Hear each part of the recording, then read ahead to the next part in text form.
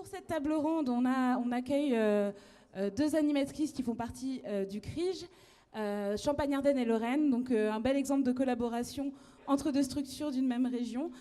Donc je vais leur laisser la main, donc Isabelle Lovato et Lynn Parambalto, et je crois qu'il y a des intervenants qui doivent encore arriver. Il y a Clémence Lebezec qui n'est pas encore là.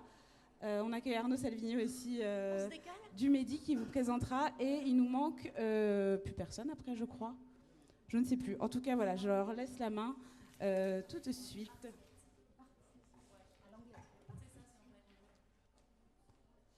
Donc, sur le thème éducation et médias comme outil d'apprentissage, c'est la dernière table ronde de la journée. Après, on partira en atelier. Et ce sera déjà à la fin d'une bonne journée d'échange et de concertation entre médias jeunes et structures.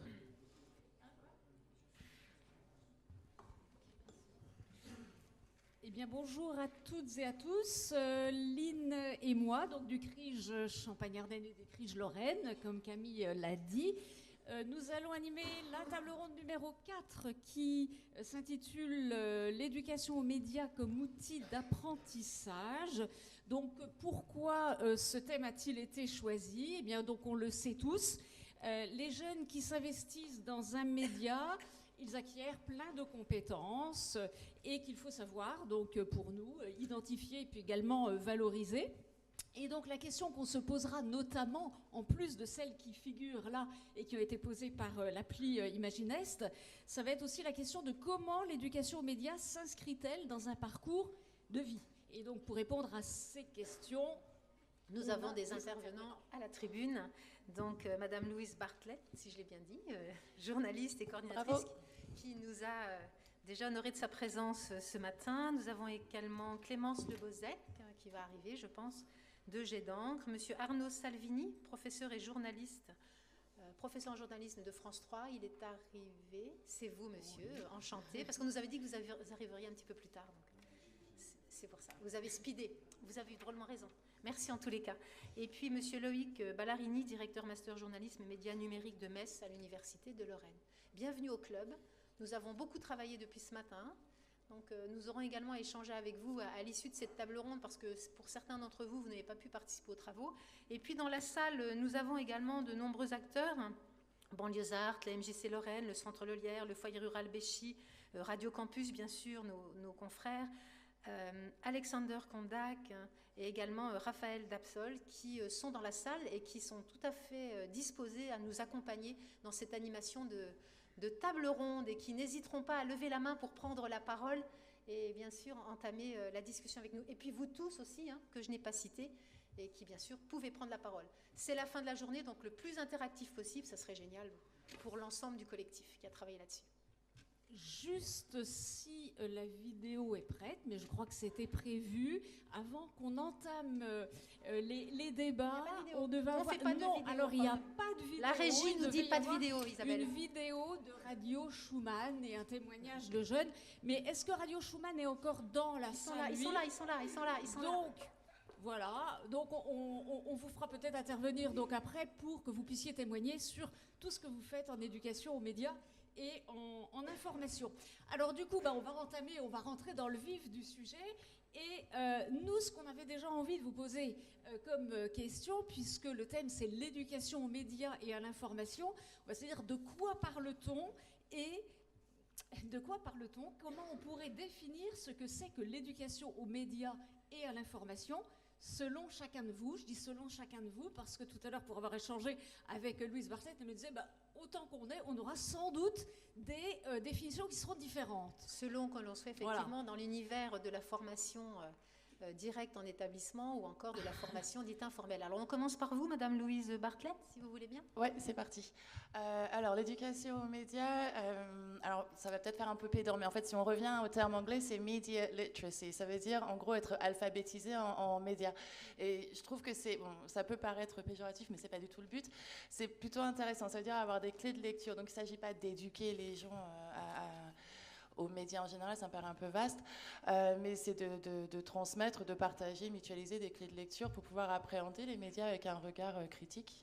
Je pense, enfin moi en tout cas, ça me paraît être une définition. Après, ça peut se décliner sur les actualités, sur l'image fixe photo, sur l'image mouvante vidéo. Enfin, il y a plein de manières d'aborder l'éducation aux médias. J'ajouterais juste un truc suite à des conversations qu'on a eues. Pour moi, il subsiste... Alors, j'adore bosser dans ce domaine, je trouve ça super intéressant en tant que journaliste et prof, c'est parfait pour moi. Cela étant, je crois que c'est un complément, l'éducation aux médias, à l'éducation tout court. On ne peut pas demander ou proposer que l'éducation aux médias compense... par exemple les cours d'histoire géo ou les cours de français ou les cours de sciences. Moi, c'est ce que je disais plutôt à l'un des camarades, c'est mon prof d'histoire géo qui m'a donné une super grille de lecture au collège et je trouve que on travaille en collaboration, enfin vraiment avec tous les acteurs. Voilà, je m'arrête là. Est-ce qu'il y a d'autres définitions parmi vous?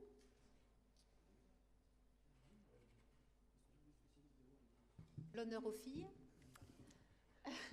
Nous, enfin, on n'a pas comment dire, une définition justement de l'éducation aux médias. Par contre, on a une pratique de l'éducation aux médias qu'on revendique et à laquelle on forme éventuellement, qui est la pratique de l'éducation aux médias par la création de médias et par la participation à un média jeune. Pratique qui a fait ses preuves puisque puisque maintenant, donc l'association Jet d'encre dont je fais partie, a un réseau est constitué d'à peu près 300, voire plus, rédactions jeunes sur toute la France. Et c'est des rédactions qui sont d'une diversité très importante et donc qui permettent de montrer que en faisant un média, on apprend différentes formes de médias, on s'approprie aussi les codes du journalisme et qui montrent ensuite des débouchés très différents, qui sont un peu une preuve de ce qu'on apprend en faisant soi-même un journal. On va revenir sur la question des apprentissages concrets. Messieurs, encore une autre définition, peut-être? Oui, alors c'est pareil, je ne sais pas si je peux prétendre de pouvoir donner une définition de l'éducation aux médias. C'est pas, en tout cas pas dans le sens peut-être qui est fait ailleurs en tant que co-responsable d'un master qui forme des journalistes. Évidemment qu'on éduque aux médias, mais d'une autre manière, puisqu'on apprend à des futurs journalistes à le devenir, et pas ce qui est pas du tout la même chose, je pense, que de s'adresser à un public de jeunes, d'ados, de pré-ados, pour qu'ils aient un regard critique et un recul par rapport aux médias. Par contre, il y a des choses sur lesquelles on se rejoint évidemment, c'est le fait de le faire par la pratique, le fait de le faire en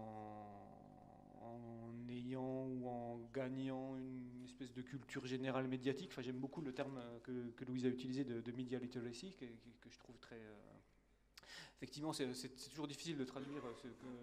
Littératie existe aussi en français, mais il n'est pas très utilisé.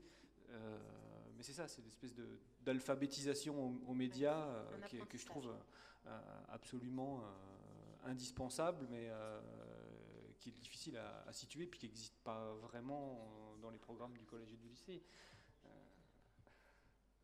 Monsieur Arnaud Salvini a une facette. Je cherche juste mon appui. Formidable. Maintenant, il faut parler dedans. Ça, j'ai l'habitude. Oui, éducation aux médias avec déjà une définition. Je ne sais pas si on pourrait trouver une définition qui soit une définition parfaite. Il y a déjà une question de public, savoir à qui on s'adresse. Loïc et moi, par exemple, nous sommes formateurs pour former des jeunes à devenir demain des employés de la sphère médiatique. Alors, des employés de la sphère médiatique, qu'est-ce que ça veut dire? Ça peut aussi bien être demain un journaliste, c'est ce qui vient en premier à l'esprit, mais ça peut être aussi un opérateur caméraman, ça peut être un ingénieur du son, etc. etc. Donc c'est très large, très très large. Mais il y a déjà, et retenons ça, cette formation à travailler demain dans le secteur des médias. Éducation aux médias pour demain avoir un emploi. Et puis l'autre facette, et c'est celle peut-être qui sera la nôtre cet après-midi, encore qu'elle se rejoigne certainement, c'est l'éducation aux médias lorsqu'on considère que le média est un des éléments essentiels de la démocratie, de la République. On a 3 pouvoirs en France, le législatif, l'exécutif et le pouvoir juridique, judiciaire. Et puis, eh ben, on a eu tôt fait en fait de créer ce quatrième pouvoir qui est le pouvoir des médias, qui a donc une influence sur la vie de la société, sur la vie citoyenne, sur la vie de la République. Et c'est en cela peut-être, et je suppose, mais après vous nous orienterez mesdames, et je suppose que les questions du public porteront aussi sur ce thème, comment on fait d'un citoyen un citoyen éclairé sur ce quatrième pouvoir, qui n'est pas un pouvoir institutionnel au sens propre du terme, mais qui est réel, qui est présent dans nos vies et qui influe sur la vie de la République et sur la vie de la démocratie. Alors en cela, l'éducation aux médias doit, à mon sens, participer à rendre les gens plus éclairés, plus acteurs aussi de leur vie publique, de la démocratie, au sens où Diderot, en fait, alors je vais mal le citer, parce que j'ai recherché tout à l'heure dans la voiture, parce que je n'ai pas eu le temps de me préparer avant, et dans la voiture, je n'ai pas pu aller rechercher sur Internet, de l'éducation, en fait, l'éducation doit être le socle, en fait, de ce que peut être la République et la vie en société. Et cette éducation aux médias, à partir du moment où les médias sont très présents, en fait, dans notre société, elle est essentielle. Donc éducation aux médias, peut-être, oui, on parle de ça, de l'éducation du citoyen, le jeune, mais pas seulement le jeune, les personnes aujourd'hui qui ont dépassé la soixantaine se posent un certain nombre de questions, vivent avec des médias qu'ils ne maîtrisent pas, que sont les nouveaux médias des NTIC, les nouvelles technologies de l'information et de la communication. Comment vivre avec? Eh bien, je pense qu'il y a de 7 à 77 ans, et peut-être même avant 7 ans, une éducation aux médias à faire. Voilà peut-être en propos liminaire ce qu'on pourrait dire. Du coup, merci pour ces premières définitions. Peut-être avant de passer à la suite sur justement la question des objectifs et des apprentissages concrets qui sont développés par l'EMI, on nous dit là en régie qu'il y a la vidéo qui est maintenant prête à être lancée.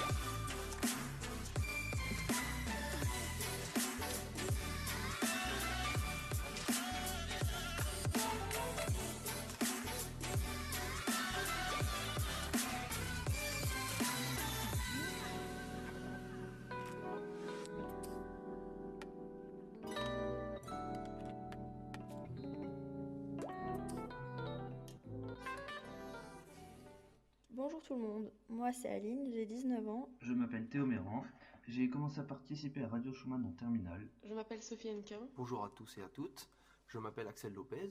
Bonjour, je m'appelle Timothée, je suis étudiant en physique-chimie. Je m'appelle Anthony et j'ai 20 ans. Moi c'est Lucie, je viens de rentrer en première année de licence de maths à Metz. Coucou tout le monde, moi c'est Nabavi. Aujourd'hui je vais vous parler de ce que j'ai vécu, de ce que j'ai appris et aussi de ce que ça m'a apporté par rapport à l'éducation aux médias. Tout d'abord, ça m'a permis d'être plus à l'aise pour parler en public. Cette expérience m'a apporté beaucoup d'aisance orale. Ça a décomplexé énormément de parler derrière un micro. Et ça m'a permis aussi de développer mon aisance à l'oral, même si j'en ai encore besoin. Tout d'abord, ça m'a permis d'être plus à l'aise pour parler en public. Ça m'a donné une sorte de confiance en moi. Le fait de parler derrière un micro était très impressionnant au début. J'ai appris que la radio c'était plus dur qu'on pourrait n'y penser. Il faut faire très attention au texte pour qu'il soit bien adapté à ce média. Je me rappelle que la première fois qu'on a enregistré, j'avais les mains et la voix qui tremblaient, et puis je butais sur tous les mots, c'était horrible. On pense souvent que faire de la radio, c'est rien de bien exceptionnel, mais en réalité, c'est pas aussi simple que ça. Peut-être que vous avez déjà pu vous en rendre compte. D'un autre côté, je pense que ça permet aussi de travailler sur le partage. Durant l'année où j'ai participé à la radio Schumann de Metz, j'ai trouvé que les sujets de chaque personne étaient très intéressants et j'ai appris beaucoup. J'avais jamais participé à un hobby ou une activité de groupe auparavant. On était une équipe, chacun parlait d'un domaine qu'il appréciait et qui de base n'intéressait pas forcément les autres membres de l'équipe. Mais on a joué le jeu et on a appris plein de choses sur divers domaines. Beaucoup de travail de groupe. Nous étions souvent 2 à présenter, donc il fallait que nous nous coordonnions. J'ai vécu une expérience inoubliable, conviviale, avec des conneries, des rires, de l'amusement, de la rigueur. Chacun avait un caractère différent, des intérêts différents. Par exemple, je me rappelle d'une chronique sur le sommeil. Il y avait aussi des chroniques d'histoire, de livres.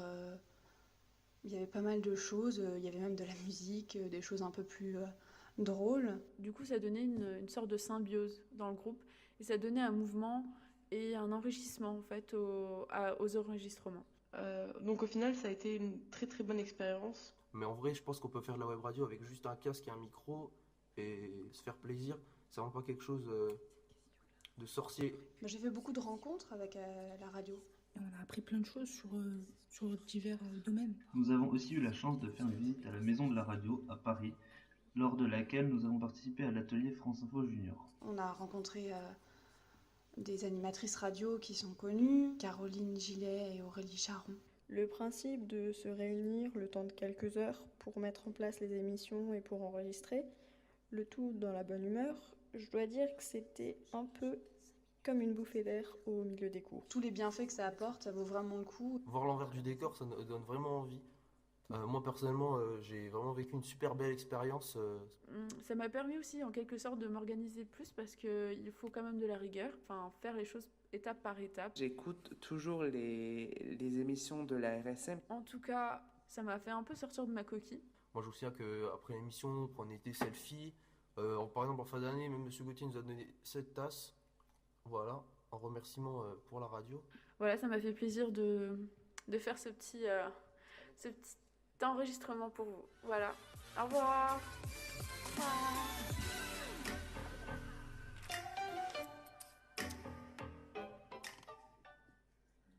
Voilà, ces jeunes gens qui s'expriment par rapport à leur expérience radio, donc on voit qu'on peut les applaudir. Hein.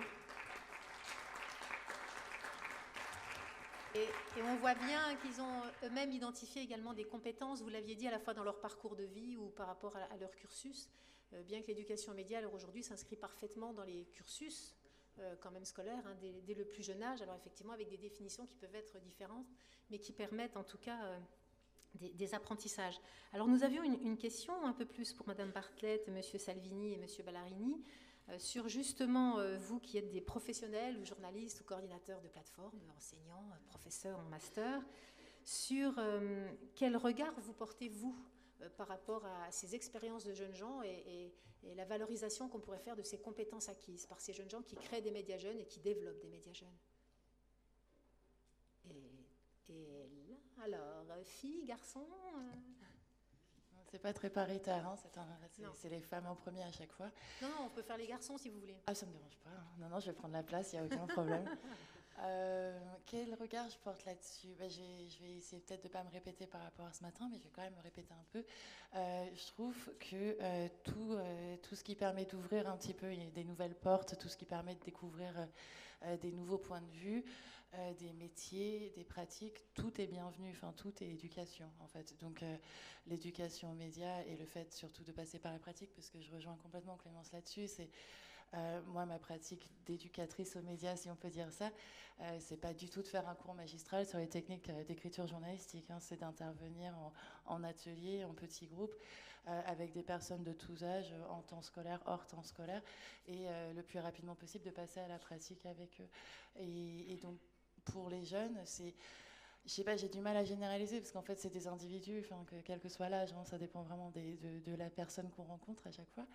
Mais en tout cas en collège, en centre social, en association, etc., en lycée un peu, ce que je vois c'est des échanges vachement vifs, super intéressants.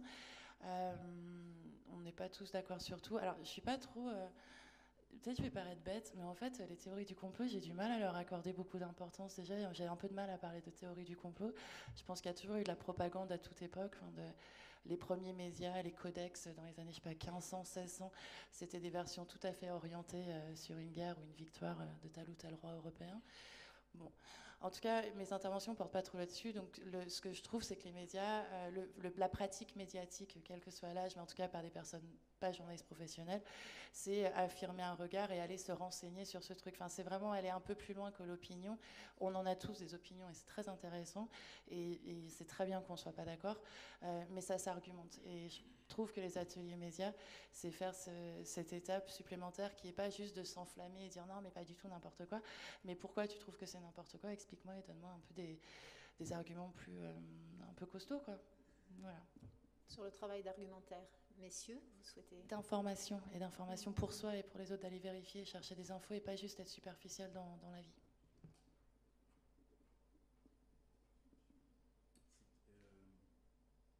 Vous pouvez répéter la question. Quel regard portez-vous sur ces pratiques et usages des jeunes dans le cadre des médias jeunes, ce qu'ils portent, ce qu'ils développent en tant que journalistes et professionnels du journalisme ou formateurs, enseignants, chercheurs? Je crois que c'est Louise qui l'a dit tout à l'heure, c'est que la meilleure façon d'apprendre, c'est de pratiquer. Et pour ce qui est du journalisme, alors on parle de médias, est-ce qu'il faut parler de médias, de journalisme, etc., en tout cas de vecteurs d'information en général, la meilleure manière de procéder, de se poser les questions, c'est de pratiquer. Donc ces médias, on devrait essayer de les généraliser. Vous avez plein d'expériences qui se mènent souvent par des professeurs d'histoire-géographie, de sciences économiques et sociales dans leur activité Sciences Po, bref, de professeurs de français aussi, bref, des professeurs qui ont de l'appétence. Ça aurait peut-être été bien d'ailleurs d'avoir un professeur avec nous, un professeur qui est des collèges, des lycées, pour nous accompagner sur ces expériences. On a vu Radio Schumann et vous avez entendu les témoignages de ces personnes, en fait, qui font part de leur rapport, à la fois dans leur lecture des médias, et puis aussi dans la prise de confiance en eux.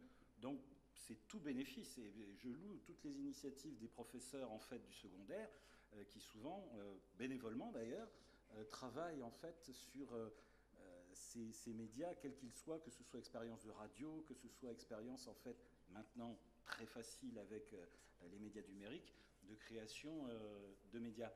Donc oui, c'est un excellent outil.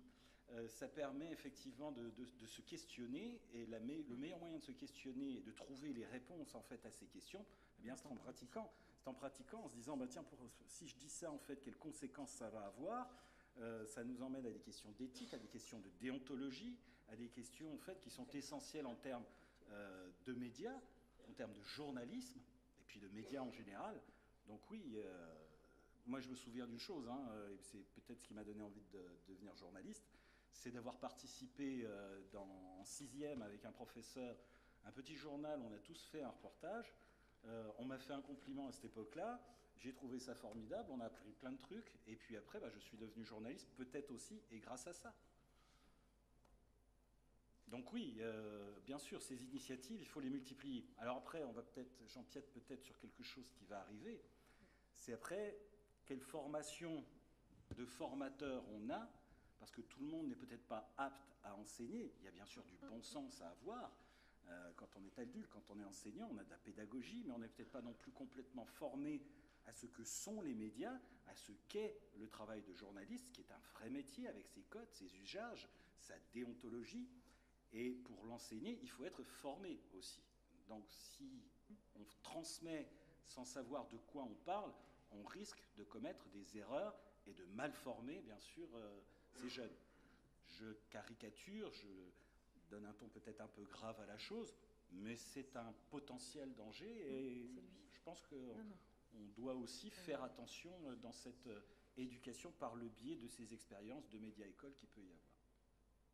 Merci. Moi, j'ai trouvé très touchant là, ces témoignages des anciens animateurs et animatrices de Radio Schumann. Alors, ce qui était intéressant aussi, c'est le contenu de ce qu'ils disaient, c'est-à-dire que ça nous a appris à prendre confiance en nous, à parler en public, à argumenter. Ce qui ressort en premier, alors c'est certainement aussi l'effet du montage que vous en avez fait, hein, évidemment.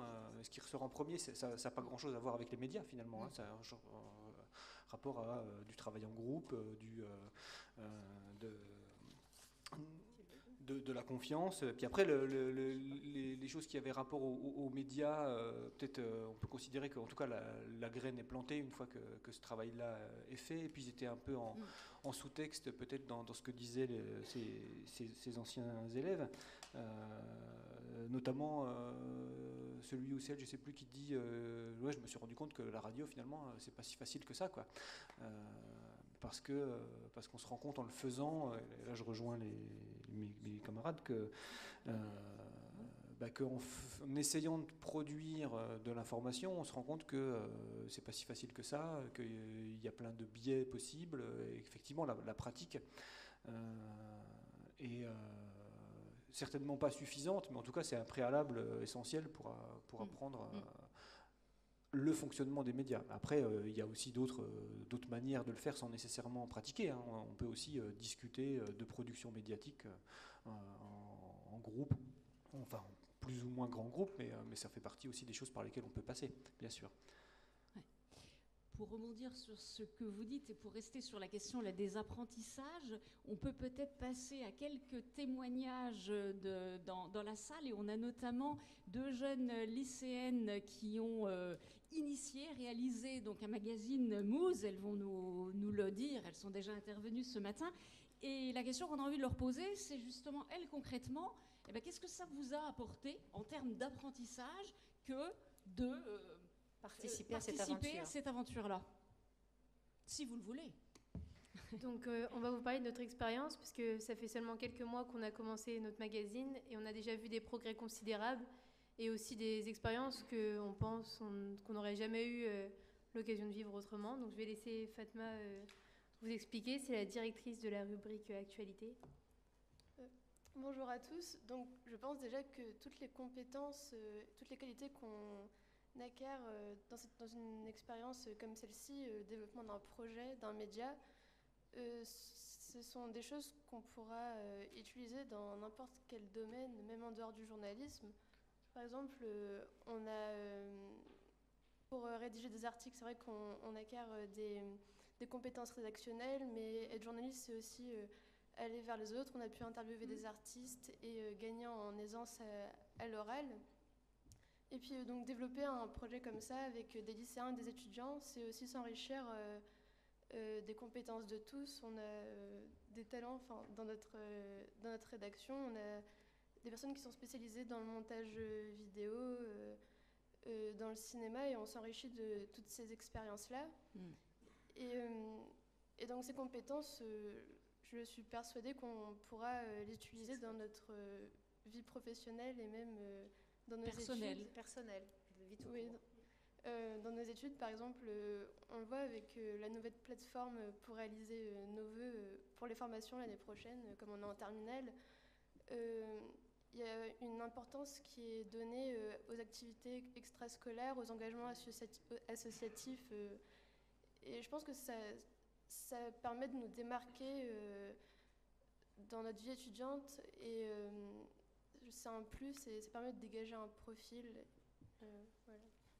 Après, moi aussi, je voulais parler du fait qu'on rencontre aussi des professionnels du milieu, et que ça aussi, c'est un enrichissement. Mais on rencontre aussi des personnes qui aiment les mêmes choses que nous, qui ont les mêmes centres d'intérêt. Et du coup, on peut avancer sur un même projet avec des gens qui ont les mêmes objectifs que nous. Et du coup, on se forge une opinion. Et en fait, on a des convictions. Et finalement, ça construit une personne en quelque sorte d'avoir fait ce magazine, parce qu'on développe notre pensée et on s'interroge vraiment sur une réflexion sur les articles que l'on fait. Et du coup, je pense que c'est bien aussi pour notre carrière plus tard, mais c'est aussi bien pour notre développement personnel en tant qu'humain, quoi, parce que on devient quelqu'un, on se forge à travers ce magazine.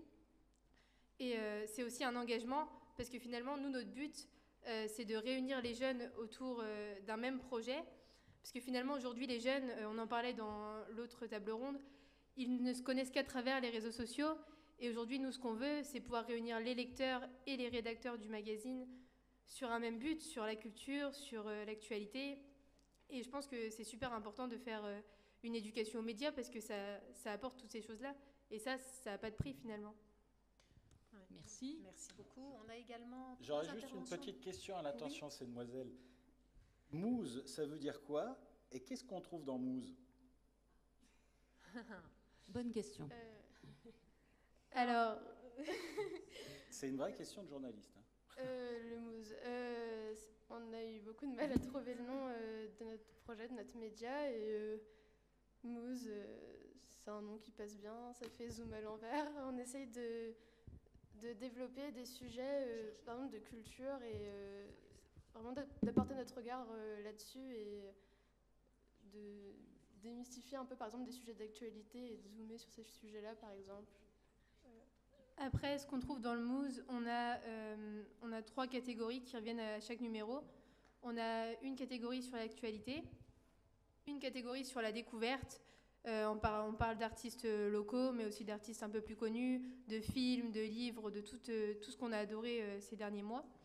Et on a aussi une catégorie sur les activités, où là, on parle de choses qu'on pourrait faire, d'événements qui vont se produire près de chez nous, toutes choses comme ça. Et on fait aussi pas mal d'interviews d'artistes, mais aussi de personnes engagées. Là, on a interviewé un des directeurs du mouvement européen. On essaye de diversifier et de faire un contenu qui plaît à tous. Je voulais juste rajouter que, donc, à la base, notre idée, c'était... En fait, on habite à Troyes, donc c'est un projet qui est basé à Troyes. Et on voyait qu'il n'y avait pas vraiment d'initiative pour les jeunes, ou alors il n'y avait pas vraiment de communication. Et nous, ce qu'on voulait, c'était donner la parole aux artistes locaux, aux initiatives locales et aux jeunes qui portent des projets qui sont vraiment intéressants. Et donc, on voulait fédérer tous les jeunes autour de ça. Voilà. Merci beaucoup. On voit que vous contribuez à la vie effectivement sociale et que ça va bien plus loin qu'un exercice de style ou d'interview. Vous contribuez vraiment à faire rayonner autour de vous ce que vous avez envie de partager avec d'autres, des adultes et des jeunes. On avait également 3 interventions dans la salle, donc peut-être Radio Campus. Alors, je suis désolé, je vais une nouvelle fois être le trublion de cette table ronde. Ah non, non, on te prend la parole si tu fais ça. On passe au suivant. En préambule, je ne peux que regretter que le Clémy ait décliné notre invitation, puisque estimant que notre initiative allait à l'encontre de la leur et du fait que le Clémy s'estimait le garant de l'éducation aux médias. Ce qui veut dire que l'ensemble des initiatives que nous menons tous n'a pas de regard pour le Clémy. Ceci étant dit, je crois que dans l'éducation aux médias, on a 3 volets. Le premier est celui, bien sûr, de mieux comprendre les médias et d'aider à mieux comprendre les médias en tant que décryptage. Mais on peut aussi parler de l'initiative de Radio Franca qui met des radios dans des collèges et dans des lycées, où là, finalement, l'idée n'est pas tant le résultat du média, mais d'utiliser le média radio en tant qu'outil pour aborder d'autres thématiques qui peuvent être citoyennes ou autres. Et le dernier volet, c'est-à-dire que le média peut aussi être un moyen pour des bénévoles lambda ou des jeunes de développer des compétences personnelles qui seraient utilisées dans leur vie personnelle, professionnelle. J'ai le souvenir d'une bénévole qui est arrivée à Radio Campus Lorraine, non pas parce qu'elle a envie de faire de la radio, mais parce qu'elle était timide et qu'elle en avait marre. Et effectivement, à chaque fois qu'on lui parlait, elle devenait rouge pivoine, etc. Elle a terminé responsable des bénévoles. Voilà, c'est cette évolution et ce développement personnel qui peut être utile à travers l'éducation aux médias.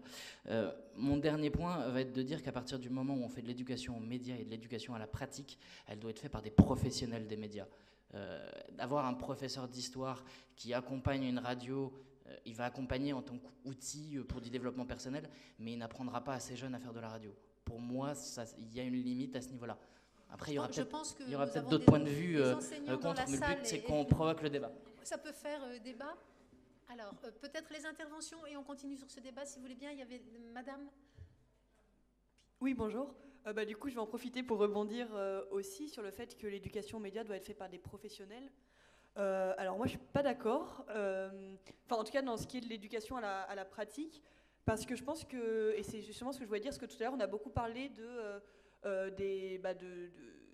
des adultes, des professeurs, etc., qui aident les jeunes à monter des initiatives et qui vont finalement leur apprendre des choses sur les médias, etc., qui est un volet qui est hyper important de l'éducation aux médias, et où moi je trouve que, formidable tous les travaux des associations qui sont intervenus aujourd'hui. Mais il y a aussi un autre volet qui est l'éducation de pair à pair, en fait, l'éducation entre jeunes dans le domaine des médias. Et alors Clémence en parlera mieux que moi pour Jet d'encre, mais moi par exemple, je sais que j'ai suivi longtemps les formations de Jet d'encre, où c'est des jeunes journalistes qui, un an avant, faisaient du journalisme jeune à la même échelle que moi, et qui se sont formés sur la déontologie, se sont formés sur les lois, et m'ont donné, moi, des formations juridiques, etc., qui sont hyper utiles, et qui sont des choses qu'on pourrait penser très professionnelles, mais qui, en fait, sont accessibles.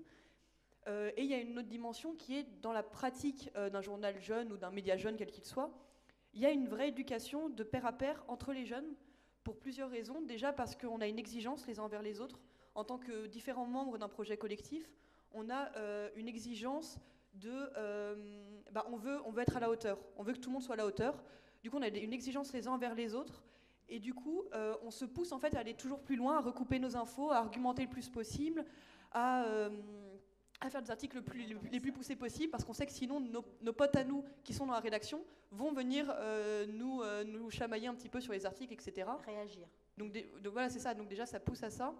Et deuxièmement, on apprend en fait par les centres d'intérêt, etc. de chacun.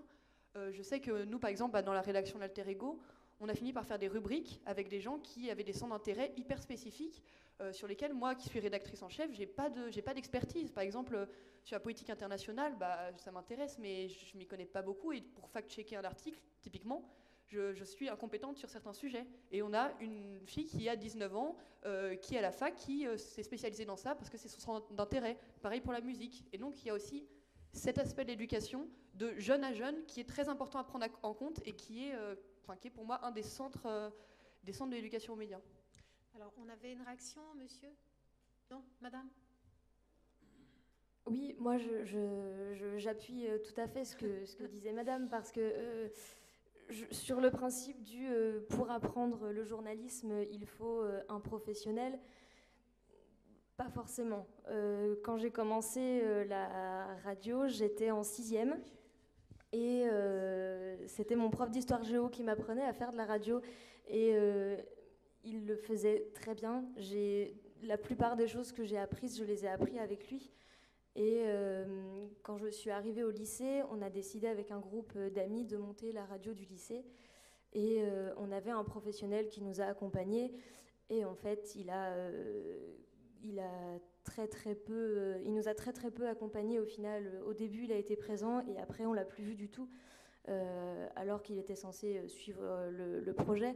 Donc, comme quoi, au final, être professionnel ou non, je suis pas sûre que ça ait une quelconque importance du moment qu'on est passionné et qu'on a des choses à transmettre. Alors, on va peut-être justement donner la parole. Je crois qu'il y a des droits de réponse là qui sont demandés.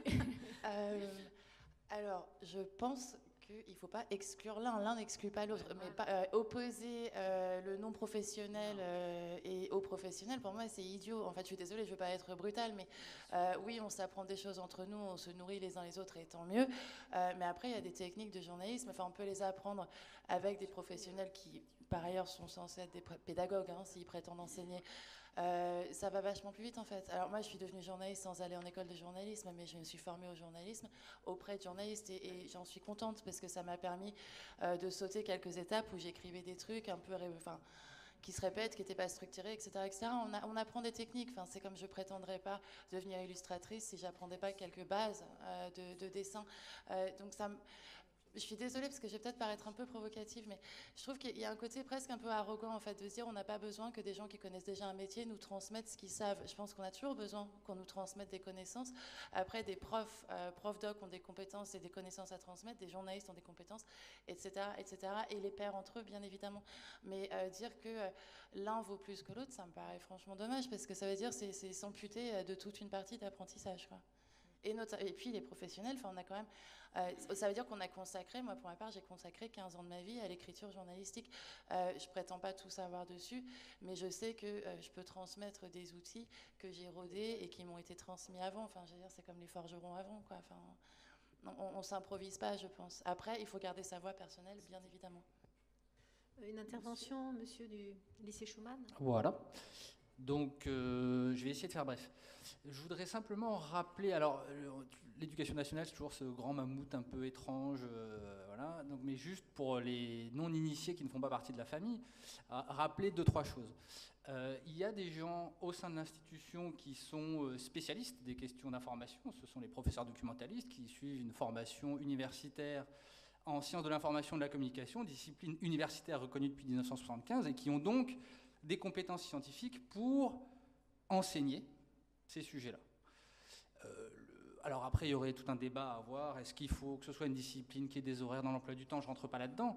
Mais en attendant, moi je ne suis pas sectaire, que mes collègues d'histoire géo, de français, dans l'EMC, etc., enfin éducation civique, et tout ça le fassent, c'est très bien. Mais je tenais quand même à porter la voix des professeurs documentalistes, puisqu'on est quand même formés sur ces questions. Ça, c'est la première des choses. Je termine très rapidement. Deuxième chose, bon, je trouve ça, pour collaborer avec eux, de manière assez proche, assez peu élégant de voir qu'au moins par 2 fois aujourd'hui, le Clémy a été attaqué. Il a refusé l'invitation. Bon, il a ses raisons, mais ça fait partie également des gens dans l'institution éducation nationale qui ont une longue tradition et une longue histoire d'éducation aux médias.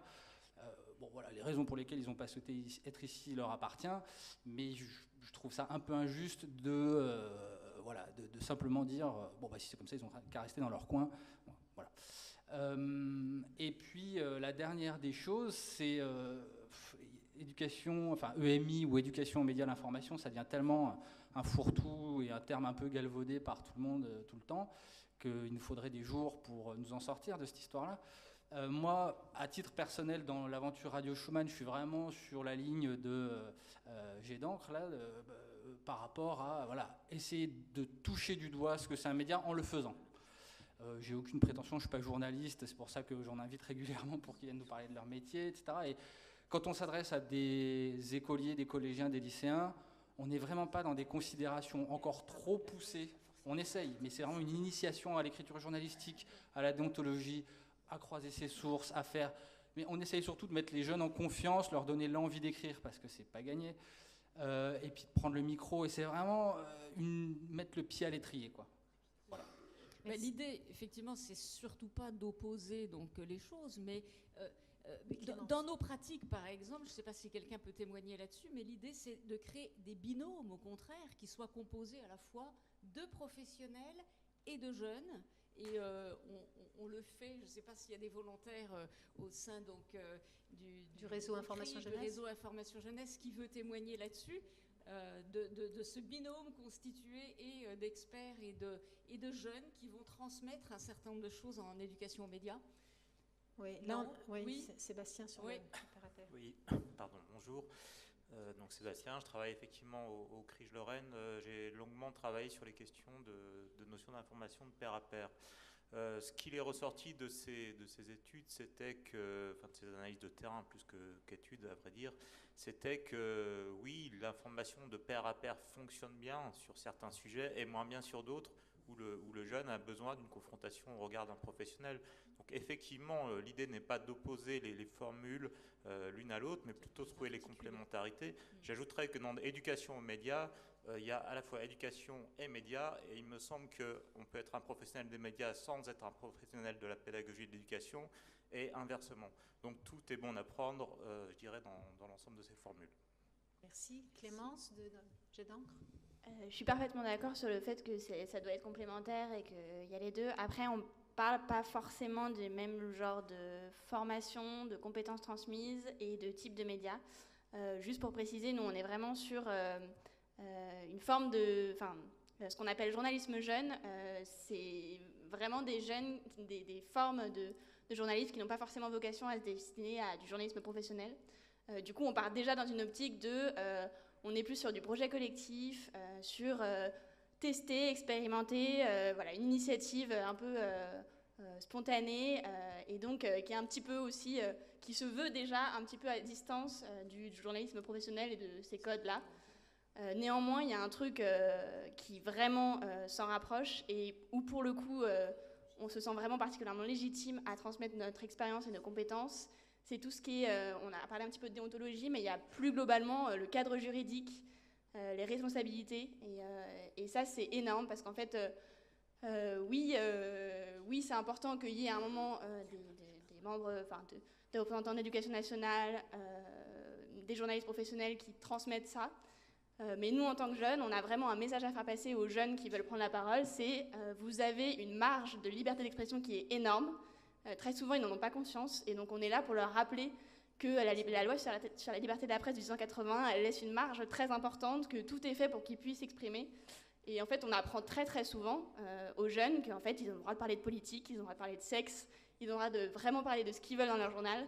Et voilà, il y a une histoire de prise de responsabilité. On leur apprend aussi qu'ils ont le droit d'assumer la direction de publication de leur journal, qu'ils ne doivent pas forcément la confier à un adulte, notamment dans le cadre du lycée. Voilà, donc on a un travail à faire là-dessus. Et c'est vrai qu'en tant que jeunes, leur expliquer que nous, on est passé par là et que nous, on a pris ces responsabilités, c'est quand même vraiment important. Voilà. Merci. On avait encore deux interventions. Tout d'abord, l'une de la MJC Lorraine, puis ensuite M. Salvani. Alors, je corrobore dans les deux derniers propos. Évidemment, je pense que Tom de Radio Campus, c'est plus de la provocation qu'autre chose qu'il a fait. C'était pour lancer le débat. Ça, je pense qu'on l'a tous compris. Il va de soi que selon qui on est, on va aborder les choses à sa manière. Nous sommes une structure Maison des Jeunes de la Culture, soit avec un service audiovisuel assez développé, mais ce qui nous intéresse, nous, c'est l'insertion pro, l'insertion sociale, c'est l'apprentissage des règles collectives, et en même temps, c'est travailler sur des sujets intéressants. Et du coup... les meilleurs projets que nous faisons, c'est quand soit on bosse avec d'autres professionnels, soit quand on bosse avec des enseignants, parce que chacun, à notre manière, on va amener une vision différente du projet. Et je pense que l'enjeu aujourd'hui, il est là, et c'est pour ça que ça tape un peu sur le Clémy, parce que ça aurait été bien qu'il soit aussi autour de cette table, c'est qu'aujourd'hui, les professionnels, les associations et l'éducation nationale a son rôle à jouer, et là où on sera le plus fort, c'est si on arrive à le faire ensemble. Oui, monsieur. Alors, j'adhère parfaitement en fait à tous les propos qui ont été dits. C'est d'ailleurs un peu moi en fait, avant Tom, qui ai posé la question de la formation des formateurs pour éviter qu'il y ait des conneries qui soient dites. Mais après, la vraie question, c'est celle de l'ambition qu'on veut donner à son média. Est-ce que c'est pour populariser, entre guillemets, une pensée, et auquel cas, cette pensée, si elle peut être subversive et autre, il faut quand même qu'il y ait un minimum de responsabilité derrière pour éviter toutes les dérives juridiques qu'on peut imaginer. Et là, on en vient aux questions de déontologie, d'une part, et puis il y a la question de la formation des jeunes à tout ce que vous avez évoqué, que ce soit au sein de la structure de l'éducation nationale, au sein des MJC. Moi, j'ai commencé à faire de la radio dans une MJC, et ça a été un formidable outil. Donc, il y a une question d'ambition et de niveau, en fait, quelque part. Et toutes les initiatives qu'on vient d'évoquer là, elles sont toutes légitimes, elles existent, et on peut se féliciter qu'elles existent et qu'il y ait des énergies, en fait, pour les porter. Donc, il n'y a pas il y a certainement une complémentarité, mais toujours avoir à l'esprit, et on le voit aujourd'hui, et je pense notamment à un problème qui est réel, qui est celui du tous journalistes. Aujourd'hui, n'importe qui, en fait, peut être journaliste. Il suffit de publier. Regardez nos camarades qui sont tous là, en fait, en train de lire leur mail ou de tweeter, par exemple. Eh bien, n'importe qui, aujourd'hui, peut produire de l'information. Avec ce que ça implique derrière de potentielles calomnies, désinformation, ça peut faire chez les jeunes en fait des dégâts énormes avec des suicides qu'on peut rencontrer, etc., etc.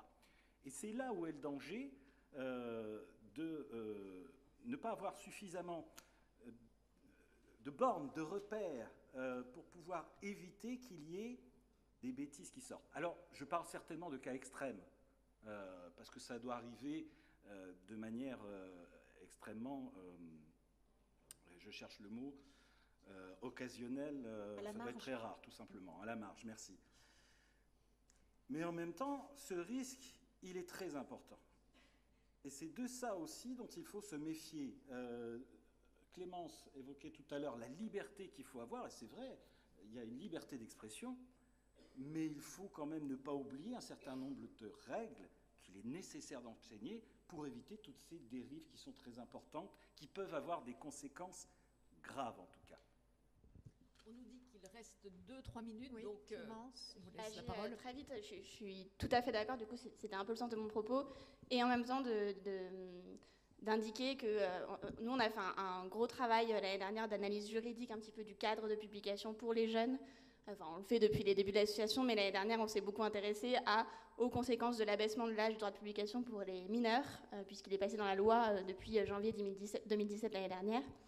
On a travaillé avec un avocat de Reporters sans frontières notamment, et qui nous a notamment expliqué qu'en fait les procès, enfin les condamnations pour délit de presse ou autres à l'égard de jeunes qui publient dans des journaux sont très très rares, qu'en fait ça existe quasiment jamais, qu'il y a une espèce de droit à l'erreur qui est accordé aux jeunes. En revanche, pour tout ce qui est publication sur les réseaux sociaux, et on vient du coup au thème de la table ronde précédente, c'est beaucoup plus fréquent et beaucoup plus important et beaucoup plus grave, et en fait les jeunes prennent vraiment beaucoup plus de risques en s'exprimant individuellement sur les réseaux sociaux. En fait, ce qu'il nous a expliqué, c'est que, et en fait on le sait déjà, mais quand on participe à un journal, à un média, il y a une dimension collective qui joue énormément, et c'est ce qu'expliquait aussi Florine, il y a une dimension d'auto-formation, où on apprend les règles, on apprend qu'on ne peut pas aller très loin, et finalement les jeunes en sont conscients. À partir du moment où ils prennent, où ils publient un article, il y a ce geste-là de réfléchir à la ligne éditoriale, de réfléchir aux conséquences, au lectorat. Du coup, il y a forcément derrière une espèce de réflexion de je suis responsable de mes propos. Voilà. Et nous, on est là après pour leur expliquer à quel point ils sont responsables, jusqu'où ils peuvent aller. Mais en général, c'est surtout un phénomène où ils sont eux-mêmes dans l'autocensure plutôt que dans aller trop loin, quoi. C'est tout le bénéfice d'apprendre en faisant, en fait. Oui, tout à fait. Très bien, mais écoutez, pour terminer, donc si on essaie d'avoir quelques petits mots-clés d'éléments de synthèse de tout ce qu'on a pu débattre, en tout cas sur ces tables rondes, donc la liberté d'expression, ça s'apprend, avec ce que les uns et les autres vous avez pu nous dire, ça s'apprend, effectivement, il y a des règles déontologiques. On voit qu'au niveau des apprentissages, c'est peut-être la notion d'enseignement au pluralisme, à la liberté d'opinion, la liberté d'expression, au respect du débat démocratique, en tous les cas, là où nous sommes aujourd'hui, et que c'est surtout un enjeu de société majeur, vous l'avez dit, dans le cadre d'un parcours de vie d'un jeune et de citoyen pour apprendre le vivre ensemble. On a vu des modalités avec des compétences fondamentales, comme on peut l'avoir dans le système de l'éducation nationale, la compréhension des contenus, l'analyse, la maîtrise des langages, dès l'instant qu'on se retrouve sur un média, ou encore la connaissance des médias et leur environnement économique, social, politique, la géopolitique, pour terminer sur les usages et pratiques des médias où chacun peut trouver une place et contribuer en travaillant avec l'ensemble des acteurs qui peuvent participer, en tout cas à l'élaboration de médias qui seront écoutés, lus, entendus. Madame Berlette, le mot de la fin, si vous voulez. Oui, je voulais juste ajouter qu'on parle beaucoup des jeunes, du jeune, maladroitement. J'ai une expérience en tant que journaliste résidente dans le Val-de-Marne, en région parisienne, où j'interviens aussi bien auprès d'ados, enfants, qu'auprès de personnes plus âgées que moi, notamment des conseils citoyens. Et ce que j'ai vu avec mon camarade là-dessus, c'est que nos interventions, donc, qui sont sur l'information pour créer des médias, finalement, l'utilité première ou le résultat fondamental, c'est qu'il y a une sorte d'énergie collective qui est née. Donc, ce que vont trouver, par exemple, des lycéens qui font un journal où ils vont s'enrichir les uns les autres, et puis il y a voir éclore des projets de manière collective et donc avoir des nouveaux projets peut-être pour plus tard aussi, des nouvelles ambitions. Il n'est jamais trop tard pour avoir ça et moi je vois des personnes de 60 ans passés, 70 ans qui étaient déjà énergiques avant, je ne dis pas que c'est nous qui les avons réveillés, mais qui se sont investis sur ce projet-là et qui ont envie de faire des nouvelles choses aussi maintenant. Et je trouve ça assez joli en fait, donc c'est un outil de lien social, comme l'éducation en général, je dirais. Merci beaucoup. Donc cette table ronde est terminée. Moi, je vous invite tous à vous applaudir parce que vous avez été très productifs et on se dynamise. Merci. Et merci à nos modératrices. Merci à vous. Alors, les tables rondes touchent à leur fin. On remercie bien sûr encore tous les intervenants qui ont fait le déplacement pour venir débattre avec nous, échanger leur expérience, leur expertise, et à vous tous aussi. Alors, ce qui va se passer maintenant, il y a 2 ateliers qui sont proposés. La préparation de l'émission, ça va être plus de l'échange informel parce qu'au final, l'émission ne sera pas de la restitution en tant que telle parce que ce que nos collègues à la MJC Lorraine et du coup Tom à Radio Campus Lorraine se sont dit, c'est que c'était compliqué de faire une restitution comme ça, mais laisser plus un temps, un peu de débat et d'échange d'une demi-heure à la fin qui vous permettront de dialoguer une dernière fois et d'avoir un rendu de 30 minutes ensemble. Donc ça, c'est à 16h30 ici. Mais en attendant, il y a le CRIJ Lorraine qui vous propose un atelier un peu débat, échange autour de l'usage des jeunes sur les réseaux sociaux. Donc ça complétera ce qui a été dit lors de la table ronde tout à l'heure. Donc c'est en salle Europe, je crois que c'est au 2e étage. Je crois. Ouais, on me dit oui, derrière, c'est ça, merci Claude. Et Radio MNE, là c'est plus du technique, mais je pense que c'est ouvert à n'importe qui. Je ne sais pas où ils sont MNE. Ouais, je pense que c'est ouvert à n'importe qui, c'est le studio de poche. Je ne sais pas où est notre formateur, Luc Kuberschlag. Donc voilà, c'est dans quelle salle C'est Poincaré, je crois que c'est... Le plus petit studio du monde, c'est pas plus petit encore, mais c'est déjà pas mal. Donc, venez découvrir ça.